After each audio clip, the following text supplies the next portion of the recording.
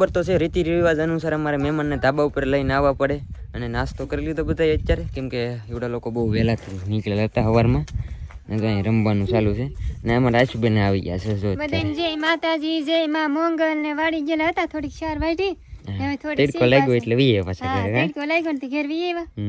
બાકી જો મહેમાન બધા બેઠા છે. તડકો લાગી ગયો છે, આમ કેમ લાગે? તડકો લાગી ગયો છે ગામડામાં તડકે કામ કરીએ આપણને ઓછો લાગે, ઓછું લાગે કેમ કે તડકે ઓછું નીકળવાનું હોય ને એટલે ઓછો લાગે. શું કે વધારે લાગે એમ. ચાલ મિસ્ટેક થઈ જાય. તડકાના ફોટા પાડવા આવી જાય. એક વાર તો બપોરનો તડકો ને આવડા લોકો ફોટા પાડે જાય. જો 12:30 થયા છે. હા હું તો બાકી રહી ગયો. હું તો બાકી રહી ગયો. ટાટા મારે આવવાનું હોય તારે હારે. અત્યારે જવું છે મહેમાનને ઉચ્છાકોટા. તો ઉચ્છાકોટા દર્શન કરીને પાછું ત્યાંથી જવાનું વેજોદરી. તો જાય છીએ અત્યારે.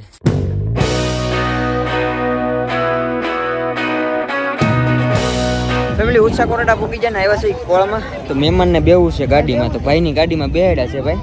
હવે ફાવે છે ને બાજી?